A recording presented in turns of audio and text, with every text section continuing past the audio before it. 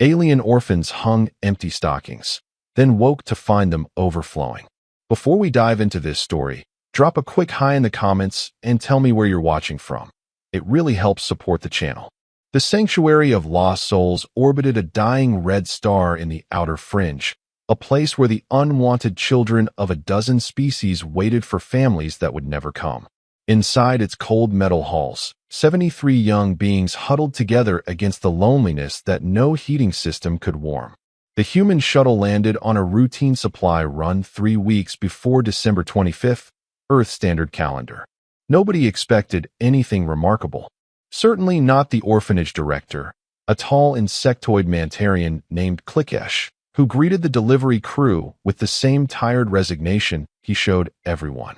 The docking clamps engaged with their familiar metallic clunk, and Klikesh prepared himself for another transaction devoid of warmth or interest.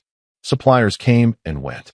They delivered their goods, collected their payments, and departed without ever truly seeing what this place was. The Sanctuary of Lost Souls had a reputation in the outer fringe. It was where unwanted children went to be forgotten by the galaxy. Klikesh had accepted this reality 15 years ago when he took the position. Someone had to manage these children, and his species valued duty above personal happiness. He performed his role with efficiency and care, ensuring the children were fed, educated, and kept safe. But he had learned long ago not to invest emotionally. The disappointment was too painful when children aged out of the system with nowhere to go, when adoption applications were rejected, when the galaxy demonstrated over and over that these mixed-species orphans simply did not fit anywhere. Nathan Brooks stepped off the shuttle carrying supply crates, his weathered face and graying temples marking him as a man who had seen too much of the galaxy's darker corners. He was just a cargo runner, nothing special, hauling medical supplies and food rations to forgotten outposts. His flight suit was worn but clean, patched in several places with care that suggested limited resources but personal pride. He moved with the economy of motion that came from years in zero-gravity environments, each step purposeful and balanced. Klikesh noted all this with his compound eyes, cataloging details as he always did. Another human, middle-aged, probably running cargo to supplement a pension or pay off debts. They all had their stories, their reasons for choosing the loneliness of space over planetary life. This one would be no different. But when Nathan walked through the orphanage corridors and saw those children, something in his expression changed. Klikesh noticed it immediately because it was so unusual. Most suppliers kept their eyes straight ahead, uncomfortable with the sight of so many young beings pressed together in inadequate space. They hurried through their deliveries, eager to leave this depressing place behind. Nathan stopped walking. He set down his crates carefully and knelt to be at eye level with a small Torgalian girl who had been watching him with cautious curiosity. His movement was slow and non-threatening, the kind of body language that spoke of experience with frightened creatures. "Hello there," Nathan said softly to the small purple-furred child. "My name is Nathan. What is your name?" The Torgalian girl tilted her head, her 6 delicate limbs folding against her small body in a defensive posture. She did not answer, but her large golden eyes watched him with an intensity that suggested she was memorizing every detail of his face. "She is called Pip," Klikesh said from behind Nathan. "She does not speak much. She has been with us for 4 years, since she was approximately 1 year old, by her species' development standards." Nathan's jaw tightened almost imperceptibly. For years in this place. For years of these cold metal halls and rationed affection. He reached slowly into his pocket and pulled out a nutrition bar, the kind that was compatible with most carbon-based biochemistries. He held it out to Pip without moving closer, letting her decide whether to approach.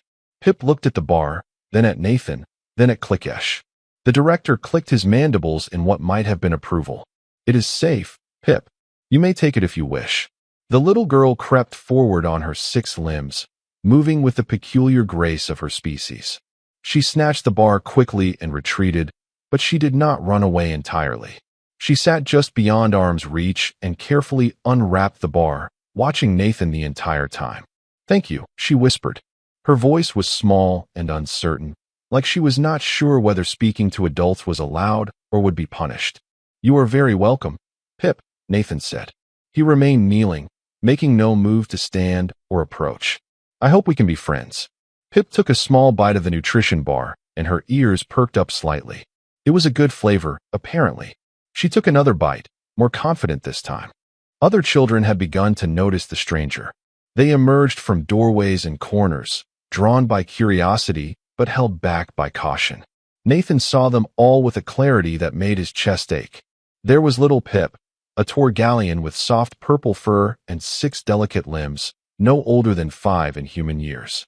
She watched Nathan with wide golden eyes that had learned not to hope. Beside her sat Kriebel, a young Dravanian whose crystalline skin caught the dim light, making rainbow patterns on the walls. His body was composed of living crystal that shifted through the visible spectrum as he moved. A beautiful display that should have brought joy but instead seemed lonely in these gray corridors. There were Felithars, small cat-like beings with expressive tails and retractable claws. There were Breviks with their reptilian scales and intelligent eyes. There were Scalarians who needed heat lamps to survive, huddled together under the single warming unit the facility could afford. There were Jeluvians with their translucent skin showing the bioluminescent organs beneath. There were species Nathan could not immediately identify, young beings from distant sectors whose parents had died or abandoned them far from home. All different species, all wearing the same look of quiet abandonment. Nathan saw in their eyes what Klikesh had stopped seeing years ago. He saw children. Not statistics, not dietary requirements and medical considerations, not problems to manage. Children. Young beings who should have been playing and laughing and feeling safe, instead sitting in corners watching strangers with guarded expressions. Nathan stood slowly. Klikesh saw something in the human's face that he could not quite interpret. Grief, perhaps, or anger, or determination.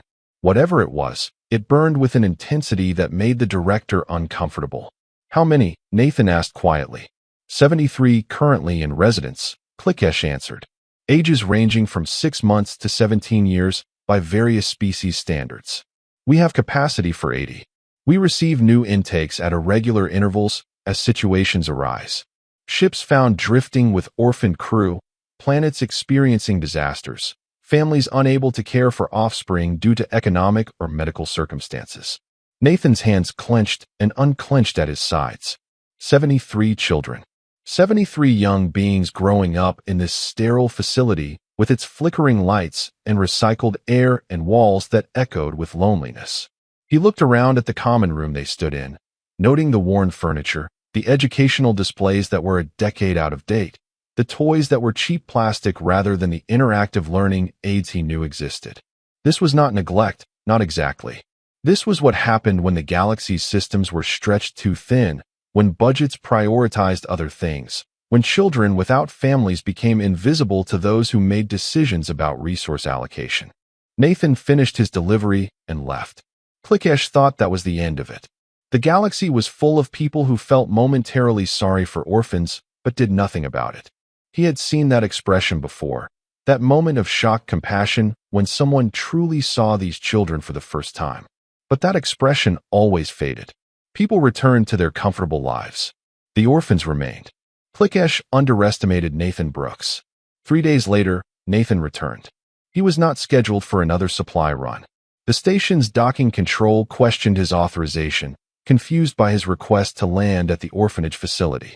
He came alone, in a rented shuttle that probably cost more than he could comfortably afford, carrying something unusual. A large box of old human books. The physical paper kind that had become rare in an age of datapads and holographic displays. Klikesh met him at the airlock, mandibles clicking in confusion. His compound eyes tracked the box Nathan carried with visible bewilderment. Nathan, what brings you back? We have supplies for another month. If there was a shortage in the delivery, you could have simply transmitted a correction order.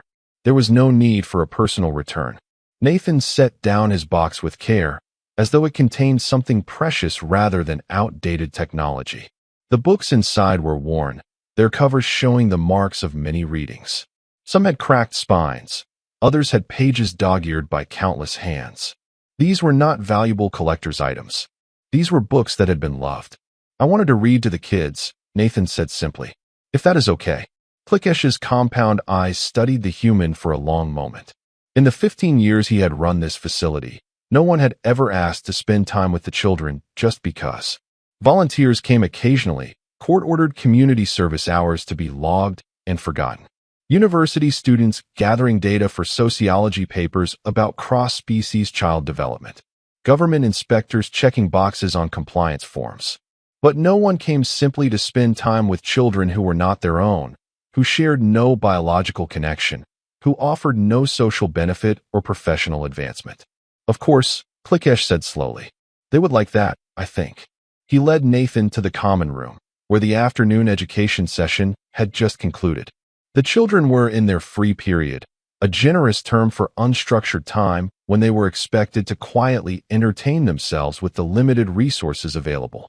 Some worked on homework assignments using outdated learning tablets. Others played simple games with worn pieces. Many simply sat, staring at walls, lost in thoughts that children should not have to think. "Excuse me, everyone," Klikesh called out, his translator rendering his clicking mandibles into standard galactic. "We have a visitor. This is Mr. Nathan Brooks. He has come to read you stories." The children looked up with varying degrees of interest and suspicion. Visitors were not common, and when they came, it rarely resulted in anything good. Usually it meant inspections and questions and adults talking about them in third person as though they could not hear. Pip, who had been sitting in a corner with a puzzle she had completed 100 times before, tilted her head in recognition. The human who had given her the nutrition bar. She stood slowly on her 6 limbs and approached cautiously. "Hello again, Pip," Nathan said with a warm smile. He lowered himself to sit cross-legged on the floor, bringing himself to the children's eye level. "I brought some of my favorite stories to share with you. Would you like to hear one?" Pip nodded, her golden eyes wide. Other children began to drift closer, curiosity overcoming caution. Kriebel came near, his crystalline body refracting the overhead lights into dancing patterns.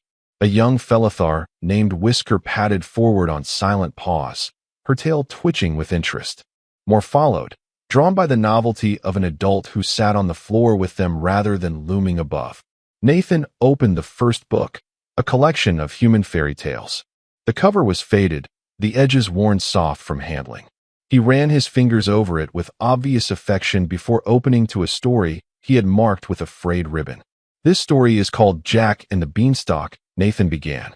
"It is about a boy who lived with his mother, and they were very poor. One day, Jack traded their only cow for magic beans." "What are beans?" asked a small Breivik child named Tenna. "They are seeds that grow into plants you can eat," Nathan explained patiently. "On Earth, humans grow many types of beans for food. In this story, these beans are special because they are magic." "What is magic?" asked Kriebel, his crystalline voice chiming like wind chimes. Nathan smiled. "Magic is when something happens that should not be possible. When the rules of how things work are changed by mysterious forces. In stories, magic can make wonderful things happen." He continued the tale, describing how Jack climbed the enormous beanstalk to a castle in the clouds, how he outsmarted a giant, how he brought treasures home to his mother. The children listened with rapt attention. They had heard stories before, educational narratives designed to teach moral lessons or cultural values. But this was different. This was a story about a poor boy who became a hero. A story about someone small defeating someone large. A story about magic making life better. When Nathan finished, several hands and paws and crystalline appendages shot up with questions. "Did the giant die?" asked an older Jaluvian boy. "The story does not say for certain," Nathan answered honestly. "It ends with the giant falling from the beanstalk, but we do not know what happened after. Sometimes stories let you decide the ending for yourself." "Was Jack scared?" asked Whisker, her feline ears pressed forward. "I think he was very scared," Nathan said. "But he was also brave. Being brave does not mean you are not scared. It means you do things even though you are scared, because they need to be done." "Why did his mother not climb the beanstalk too?" asked Pip. "That is a very good question," Nathan said. "I think maybe because she needed to stay home and take care of things there. Or maybe because Jack wanted to prove he could help his family. The story was written a long time ago, and sometimes old stories do not explain everything." The questions continued for almost an hour. Nathan answered each one with patience and thoughtfulness, never dismissing a question as silly or obvious. He treated their curiosity with respect, their intelligence with acknowledgement. He looked each child in the eye when they spoke, giving them his full attention as though their words mattered as much as any adults. Klikesh watched from the doorway, his mandibles clicking softly in amazement. The children were engaged in a way he had never seen. They were thinking, questioning, imagining. They were being treated not as problems or statistics, but as intelligent beings capable of understanding complex narratives and forming their own interpretations. Nathan spent 4 hours that day in the common room, surrounded by alien children who had never heard human fairy tales.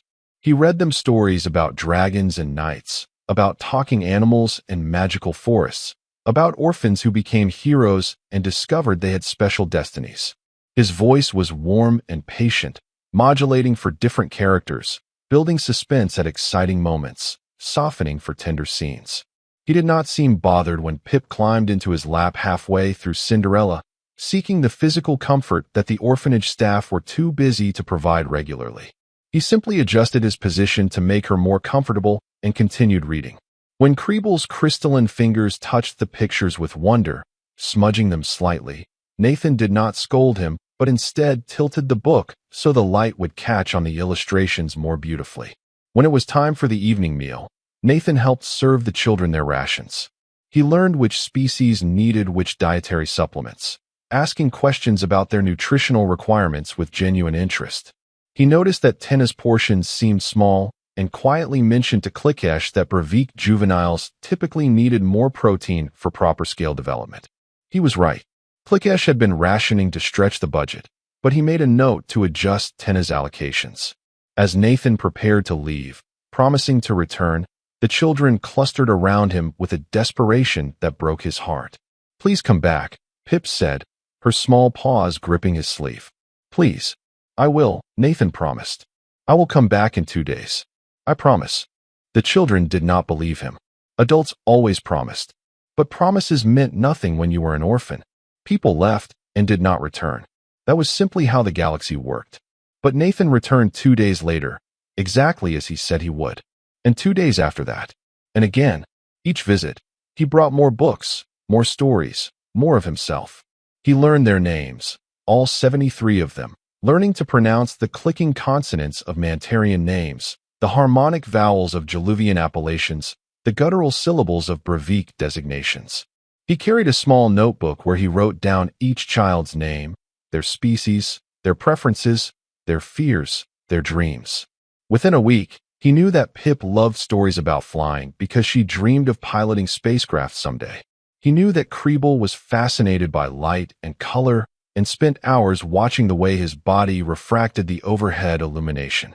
He knew that Whisker was incredibly intelligent, but had anxiety that made her freeze when asked direct questions. He knew that Tenna drew pictures obsessively, using her claws to scratch images into any surface available because she had no proper art supplies. He knew that a small Scalarian named Flicker needed exactly 18 minutes under the heat lamp to be comfortable, no more and no less, and that the timers in the facility were unreliable, so Flicker often sat too long or not long enough. Nathan learned which species needed which foods, which ones were nocturnal and struggled with the facility's diurnal schedule, which ones were afraid of loud noises or bright lights or sudden movements.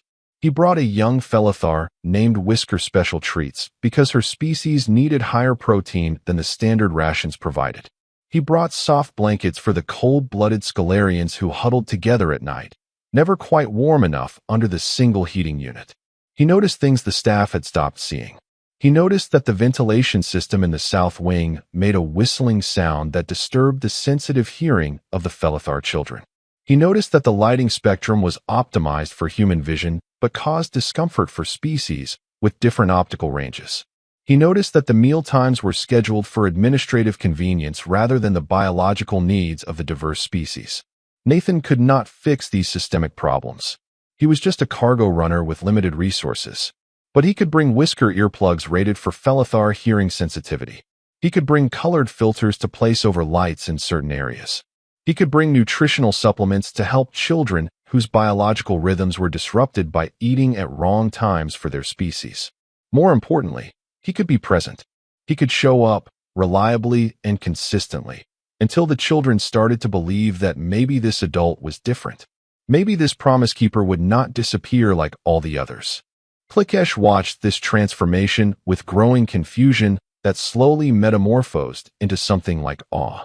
The human had no children of his own, he learned through casual conversation. Nathan had never married, never had family connections to any of these species, never expressed political agenda or religious mission driving his actions. He simply showed up, day after day, and gave these forgotten children something they had never had before. Attention. Real attention. The kind that noticed when Pip had a nightmare and needed extra reassurance. The kind that remembered Kriebel's favorite color was violet. The kind that celebrated when Whisker finally worked up the courage to answer a question without freezing in fear. Kindness. Not the professional kindness of paid staff doing their jobs, but genuine warmth that came from caring about them as individuals. Nathan hugged children who needed touch. He sat in comfortable silence with ones who needed space. He roughhoused gently with those who needed physical play. He adapted to each child's needs rather than forcing them to adapt to his preferences. Consistency. This was perhaps the most radical gift. Nathan came when he said he would. If his cargo schedule changed and he could not make his usual time, he sent a message explaining and scheduled an alternative. He did not make promises he could not keep. When he said he would bring something, he brought it. When he said he would return, he returned. For children who had been abandoned and disappointed repeatedly, this reliability was transformative. One afternoon, about 3 weeks into Nathan's visits, Klikesh found him sitting on the floor of the common room with Pip asleep in his lap, Kriebel leaning against his shoulder reading a book about space travel, and 4 other children sprawled around him in various states of relaxation. Nathan was reading aloud from a tablet, some human story about a wizard school, but his voice had grown soft because several children had dozed off. The scene was so domestic, so unlike anything that had ever occurred in this institutional setting, that Klikesh stopped in the doorway and simply stared. Nathan looked up and smiled apologetically, careful not to disturb the sleeping Pip. "Sorry, I know it is almost dinner time. I will wake them in a minute." "There is no rush," Klikesh said quietly. "Let them sleep. They are comfortable." And they were. Klikesh could see it in their relaxed postures, in the peaceful expressions on their sleeping faces. These children, who typically slept in defensive curls or startled awake at the slightest sound, were sleeping deeply and trustingly against a human who had known them less than a month. "How do you do this?" Klikesh asked, gesturing at the scene. "How do you reach them so quickly? I have been here 15 years, and I have never seen them this comfortable with anyone." Nathan considered the question seriously. "I think maybe because I am not trying to fix them or save them. I am just trying to know them, to see them as they are. Every kid is different, right? Pip needs physical affection and stories about brave heroes. Kriebel needs patience and answers to his endless questions about how things work. Whisker needs gentle encouragement and zero pressure. Tina needs to create things and have someone appreciate her art. They are all individuals with different needs and different gifts." He looked down at Pip, stroking her soft purple fur with gentle fingers. "In the systems, in the orphanages back on Earth, we treated kids like problems to solve.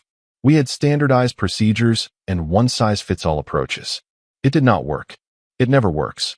Children are not puzzles with single solutions. They are people. Complex, unique people who need to be seen for who they are, not categorized by what they lack." Klikesh felt that strange sensation in his thorax again, the one that came when Nathan said things that seemed obvious but were actually revolutionary.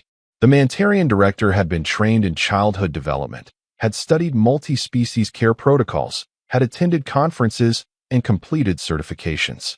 But Nathan, with no formal training at all, understood something fundamental that Klikesh had forgotten somewhere in his 15 years of processing intake forms and managing limited budgets. These were not orphans. They were children who happened to be orphaned. The distinction mattered. "Nathan," Klikesh said slowly, "can I ask you something personal?" "Of course. Why did you come back after that first delivery? What made you decide to invest in these children?" Nathan was quiet for a long moment, his hands still gently stroking Pip's fur while Kriebel made small chiming sounds in his sleep. 3 weeks into Nathan's visits, he arrived carrying a large bag, and wearing an expression of barely contained excitement. I want to teach them about a human tradition, Nathan told Klikesh. Something called Christmas. It is a time when humans celebrate by giving gifts to people they care about. Klikesh's mandibles twitched. Most species have gift-giving traditions. What makes this one special? Nathan smiled. It is not just about the gifts. It is about the idea that someone thought of you, that someone cares whether you wake up happy.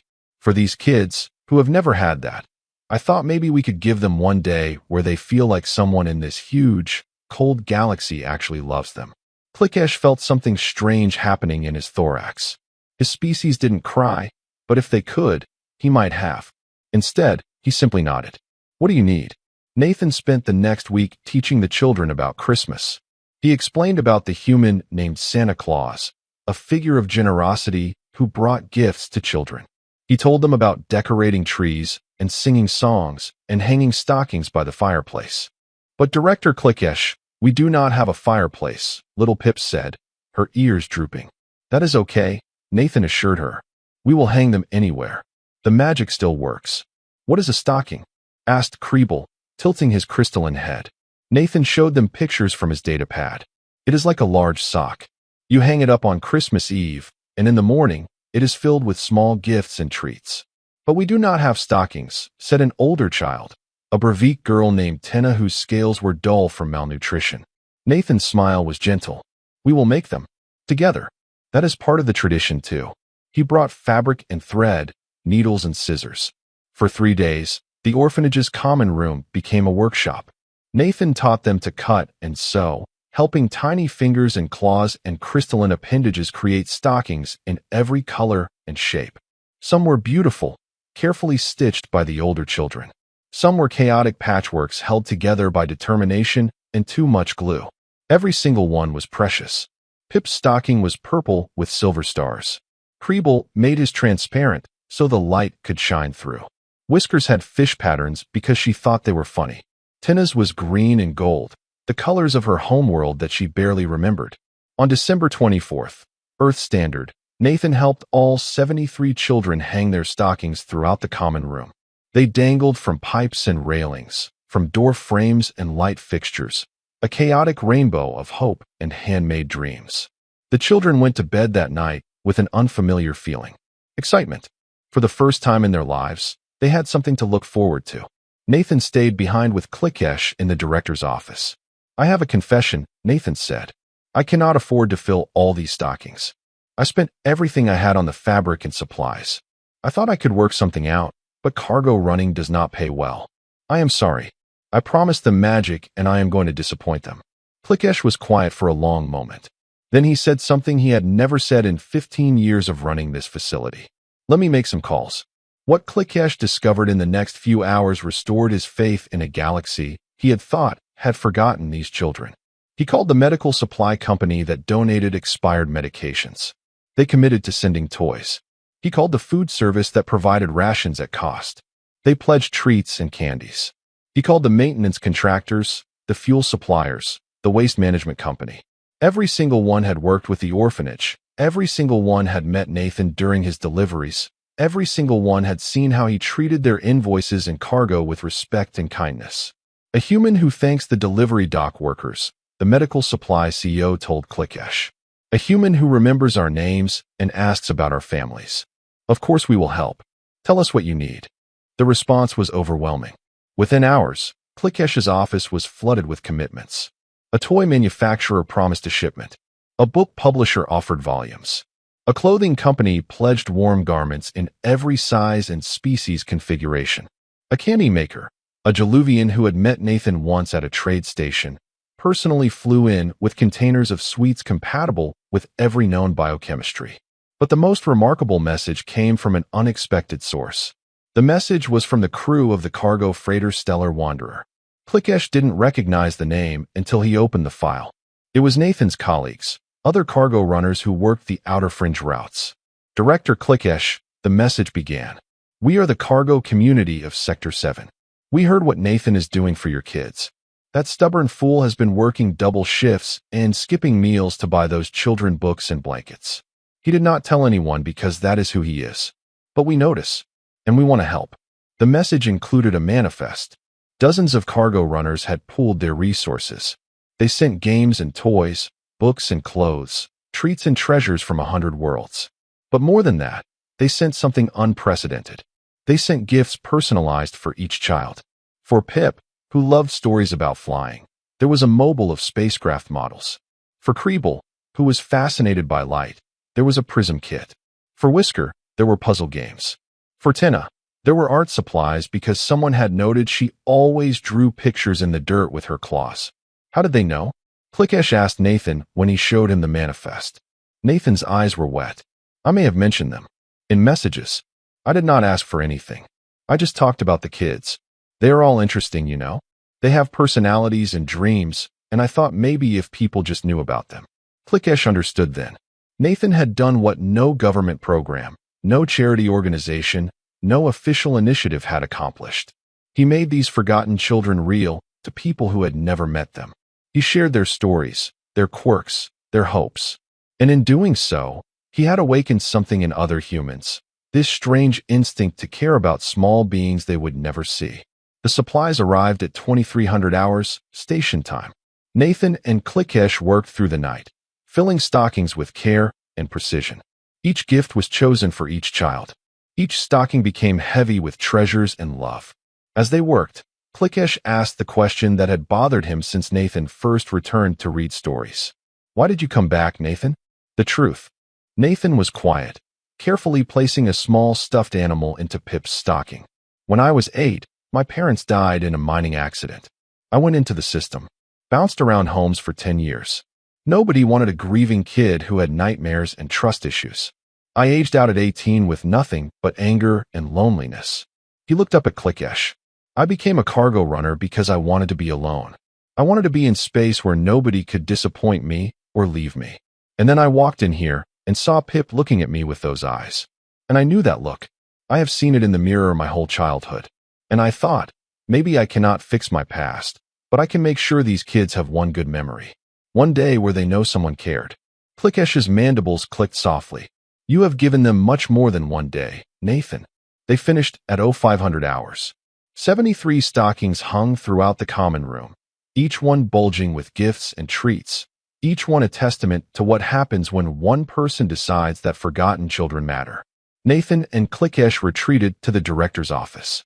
They were exhausted, but neither could sleep. They waited.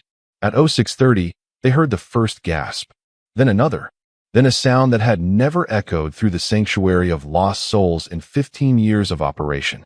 Children laughing, children screaming with joy, children crying happy tears. Nathan and Klikesh rushed to the common room. The sight that greeted them was chaos and magic intertwined.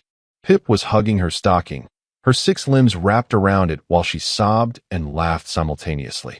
The spacecraft mobile was already hanging above her bunk. Kriebel was holding his prism up to the light, creating rainbow patterns that danced across the walls while other children chased the colors. Whisker was already working on a puzzle, her tail swishing with concentration and delight. Tina was clutching a set of professional art supplies to her chest, staring at them like they might disappear. But it was not just the gifts. It was the realization that someone had thought about each of them individually. Someone had cared enough to choose something special. For children who had spent their entire lives as afterthoughts and burdens, this was a revelation that changed everything. Pip spotted Nathan and launched herself at him.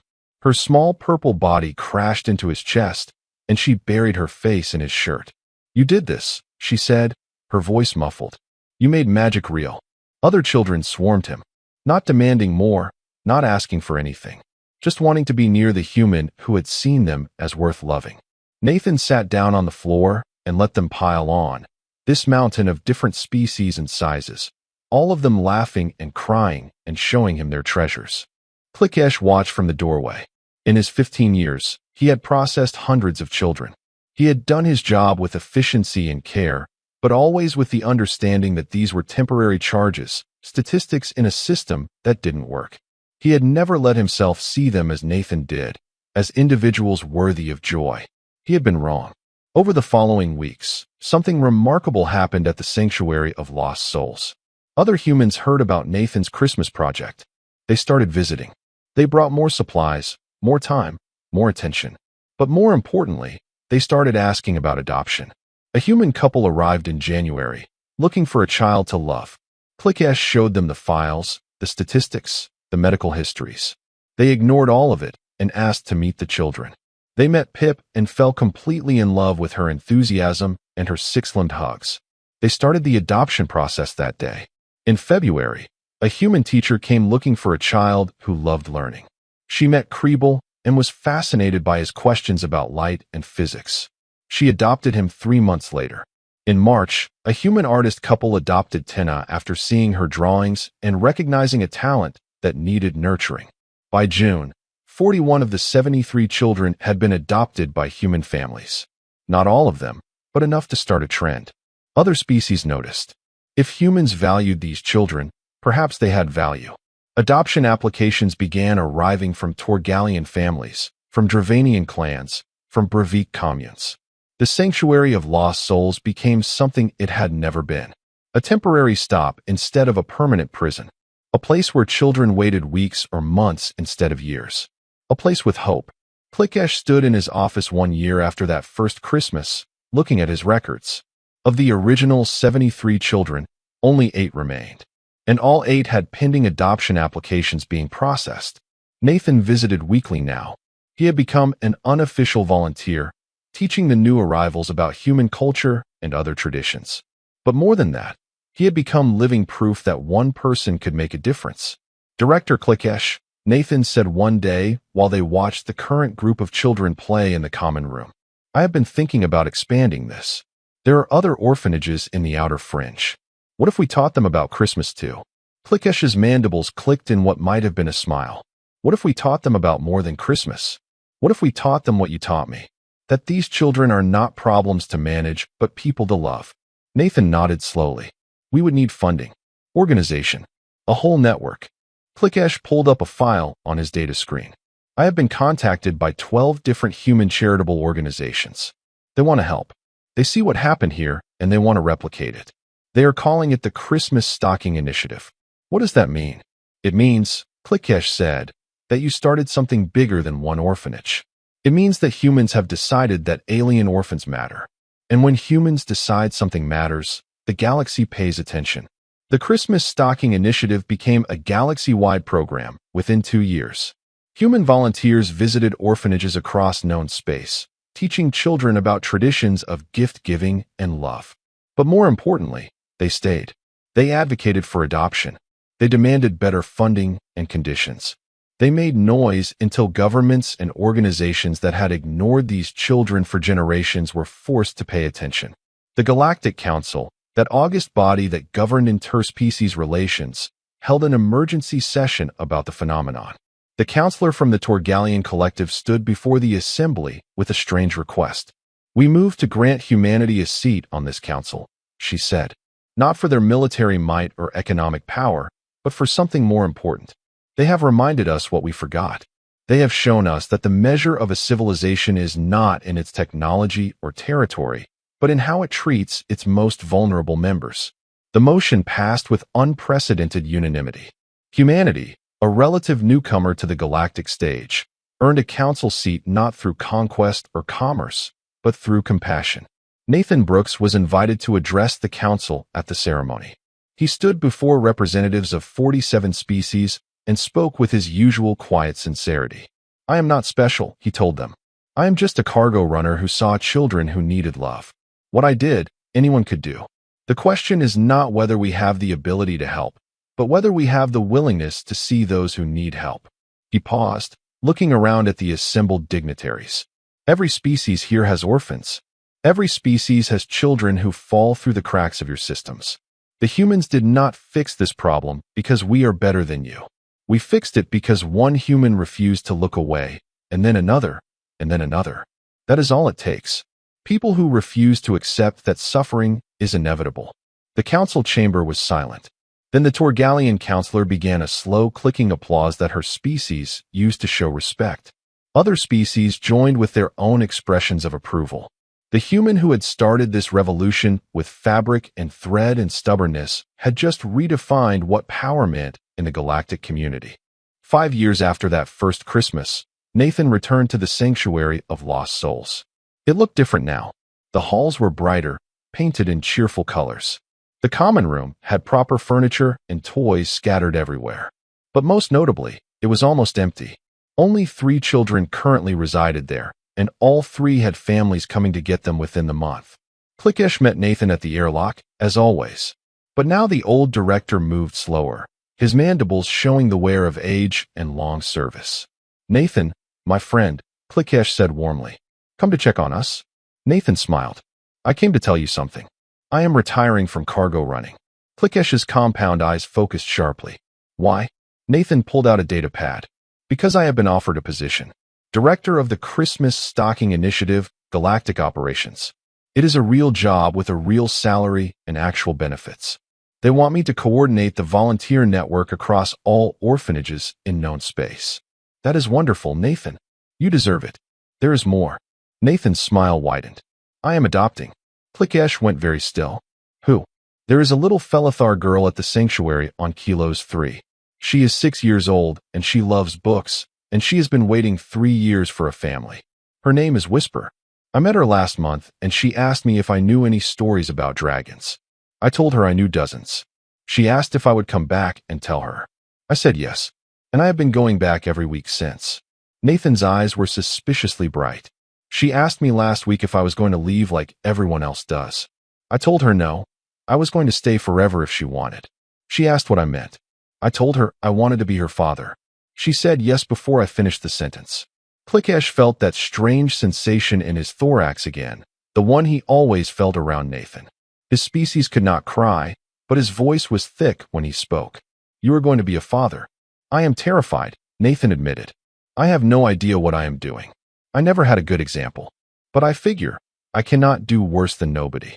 And she deserves someone who will show up every day and tell her dragon stories and make sure she knows she is loved." "You will be an excellent father," Klikesh said with certainty. "You already are. You fathered a movement that saved thousands of children. One more will be lucky to have you." They stood together in comfortable silence, watching the 3 remaining children play. One of them, a small Scalarian named Flicker, noticed Nathan and ran over with a drawing. "Mr. Nathan, look. I drew you and me and Director Klikesh, and we are all on a spaceship going to adventures." Nathan knelt down to examine the drawing with serious attention. "This is beautiful, Flicker. You are a talented artist. May I keep it?" Flicker's scales flushed with pride. "Yes. I made it for you because you are nice and you always come back." "I always will," Nathan promised. "That is what friends do." Flicker hugged him quickly and ran back to play. Nathan stood, carefully folding the drawing and putting it in his pocket with obvious care. Klikesh watched this interaction and understood something profound. Nathan had not saved these children with grand gestures or unlimited resources. He saved them by seeing them, by showing up, by keeping promises. He saved them by treating them like they mattered, because to him, they did. The human species had many traits that impressed the galaxy. Their innovation, their determination, their ability to adapt and overcome.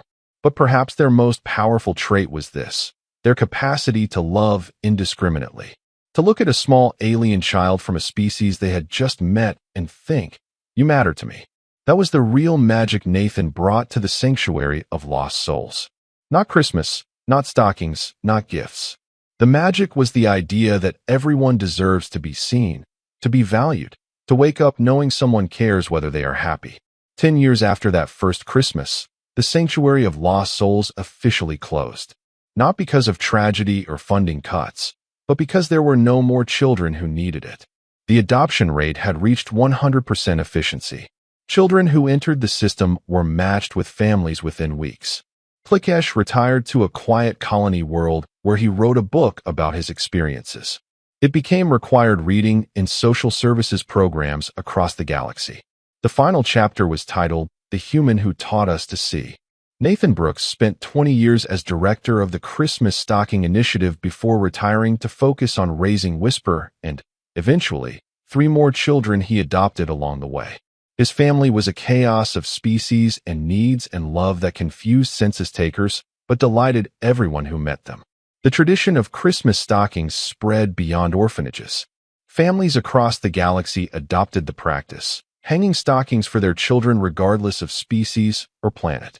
It became a universal symbol, this simple human tradition, representing the idea that everyone deserves a morning of joy and surprise. The Galactic Council declared December 25th a recognized holiday, not a mandatory one, but an optional celebration that any species could choose to observe. They called it Remembrance Day, a time to remember those who needed help and to celebrate those who provided it. On the 50th anniversary of that first Christmas at the Sanctuary of Lost Souls, now an empty building preserved as a museum, the council held a ceremony. Representatives from every species attended, along with many of the original 73 children, now adults with children of their own. Pip, now a successful aerospace engineer, spoke to the assembled crowd. Her 6 limbs gestured expressively as she described waking up that morning to find her stocking full. "I thought it was a mistake," she said. "I thought someone would realize they gave gifts to the wrong children and take them back. But Nathan sat with us all day, and he made sure we knew the gifts were really ours. He made sure we knew we were really wanted." She paused, her golden eyes sweeping the crowd. "That day changed my life. Not because of the toys or treats, though those were wonderful. It changed my life because for the first time, I understood that I had value. That someone in this enormous galaxy thought I was worth the effort. Every success I have had, every goal I have achieved, started with that realization." Kriebel spoke next, his crystalline form now etched with the patterns of age and experience. He was a physicist. His research into light manipulation had won prestigious awards. "Nathan gave me a prism that Christmas," Kriebel said. "Such a simple thing. But it showed me that light could be transformed, that it could create beauty from nothing. That lesson became my life's work. But more than that, Nathan showed me that people could be transformed too. We were broken children in a forgotten place, and he transformed us into people who believed we deserved happiness." Tina, the artist whose work now hung in galleries across 3 sectors, added her own memory. "I drew pictures in the dirt because I had no other canvas. Nathan brought me real supplies and told me I was talented. Nobody had ever said that before. He did not just give me art supplies. He gave me permission to dream bigger than survival." One by one, the original 73 shared their stories. They were engineers and teachers, artists and scientists, parents and leaders. Every one of them traced their success back to that Christmas morning when they learned they mattered. Nathan, elderly now but still sharp-eyed and smiling, listened to it all with characteristic humility. When asked to speak, he stood slowly, his 4 adopted children steadying him with obvious love. "I did not do anything special," he said, his voice still strong despite his age. "I saw children who needed love, and I loved them. That is not heroic, it is just human." He looked around at the crowd, at the species who had come together in this place. But maybe that is the point. Maybe being human is not about being special or superior. Maybe it is about recognizing that we are all just beings trying to survive in a difficult galaxy, and maybe we survive better when we help each other. The ceremony ended with a tradition that had begun decades ago. Everyone present hung a stocking, even adults, even council members, even the museum curator who had to explain that technically you were not supposed to hang things on historical artifacts, but apparently traditions trumped preservation rules. And the next morning, every stocking was full.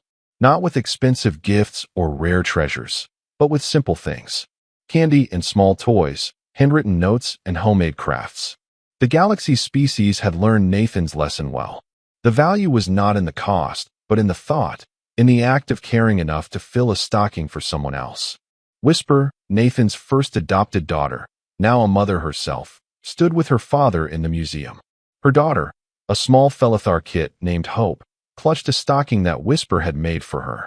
"Papa Nathan," Hope asked, looking up at her grandfather with wide eyes. "Is it true that you started all this?" Nathan knelt down, his old knees protesting, but his heart full. "I hung some stockings a long time ago," he said gently. "But I did not start this. Love started this. The need to care for each other started this.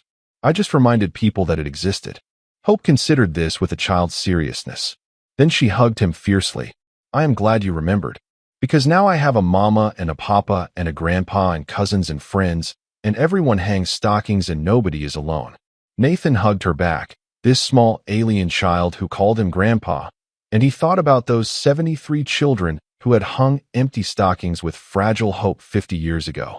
They were not empty anymore. None of them were. Not the stockings, not the hearts, not the lives. The galaxy had learned that morning what humans had always known. That love was not about biology or species or profit or logic. Love was about showing up, about seeing someone who needed care and deciding they were worth the effort, about filling stockings not because you had to, but because somewhere, someone deserved to wake up happy. The human trait that changed the galaxy was not their technology or their warfare or their diplomacy. It was their stubborn, illogical, beautiful insistence that everyone mattered, that no child should wake up alone, that empty stockings should be filled. And 50 years after Nathan Brooks walked into an orphanage and saw children worth loving, the galaxy finally understood what humanity had been trying to teach them all along. Sometimes the greatest power is not the ability to destroy or conquer or dominate. Sometimes the greatest power is the ability to care. And when you teach that power to others, when you show them how to see the forgotten and love the unwanted, you do not just change lives. You change the galaxy. Nathan Brooks died peacefully at the age of 93, surrounded by his children and grandchildren and great-grandchildren, a sprawling family tree that included 8 different species and more love than any lineage chart could properly document. His funeral was attended by thousands. The Galactic Council held a moment of silence. Orphanages across known space hung stockings in his memory. Children who had never met him drew pictures of a kind human who taught the galaxy to care. But his real legacy was not in monuments or ceremonies. It was in the millions of children who went to bed every December 24th with stockings hung and hearts full of hope. It was in the families who chose to adopt across species lines because they learned that love transcends biology. It was in the volunteers who gave their time because one human showed them that time given to others is never wasted. It was in every morning that a child woke up to find their stocking overflowing and understood, deeply and truly, that someone in this vast galaxy cared whether they were happy. That was Nathan's gift. Not stockings or toys or traditions, but the simple, revolutionary idea that every being deserves to be loved. And when humans decide something deserves to be loved, they love it with an intensity that reshapes reality. Whisper, speaking at her father's funeral, said it best. My father was not a warrior or a politician or a genius. He was a cargo runner who saw children and decided they mattered. In a galaxy that measures worth by power and profit, he measured it by whether someone smiled. That was his rebellion. That was his revolution. She held up a worn purple stocking with silver stars, the one Pip had made 50 years ago and given back to Nathan as a gift. This stocking was empty when it was made. It represented hope that had no reason to exist. But my father filled it, and in filling it, he filled all of us. He taught us that we were not empty vessels waiting to be discarded. We were treasures waiting to be discovered. The galaxy learned that lesson. From that first Christmas at the Sanctuary of Lost Souls to every December 25th that followed, the lesson spread. Empty stockings got filled. Empty hearts got filled. Empty lives got filled with purpose and love and the knowledge that somewhere, someone cared. And that is the real magic of Christmas. Not the gifts or decorations or traditions, though those are wonderful. The real magic is the transformation that happens when you decide that someone else's happiness matters as much as your own. Humanity brought many things to the galaxy: technology and art, music and literature, innovations and ideas. But their greatest contribution was this: they taught the galaxy how to love without condition, without expectation, without limit. They taught the galaxy that sometimes the most powerful thing you can do is fill a stocking for a child who has never had one, and then show up the next day and the next and the next until that child knows that they are not alone. That is humanity's real strength. Not their ships or weapons or clever minds, though those are impressive. Their real strength is their absolute, stubborn, illogical refusal to let anyone be forgotten. Their determination that every being, no matter how small or different or unwanted, deserves to wake up happy at least once. And when you give that gift to enough people, when you fill enough stockings and hearts and lives, you do not just change individuals. You change civilizations. You change the fundamental nature of how species interact. You change everything. 73 alien orphans hung empty stockings with fragile hope. They woke to find them overflowing with gifts. But the real gift was not in the stockings. The real gift was the human who filled them, and the lesson he taught by doing so. Everyone deserves to be seen. Everyone deserves to be valued. Everyone deserves to wake up knowing that someone, somewhere, cares. That is the message that echoed across the galaxy for generations after Nathan Brooks took his last breath. That is the legacy that outlived empires and treaties and wars. That is the revolution that started with fabric and thread and one human's refusal to walk away from children who needed love. Empty stockings got filled, and in filling them, humanity filled the galaxy with hope. And that was the end of the story. If you listened all the way to here, don't forget to leave feedback about what you thought of the story in the comments, whether positive or negative. Your feedback helps us improve. Also leave your like and subscribe to the channel for more stories like this one. And I'll leave here on the screen another video that I'm sure you'll like. Big hug, and see you in the next story.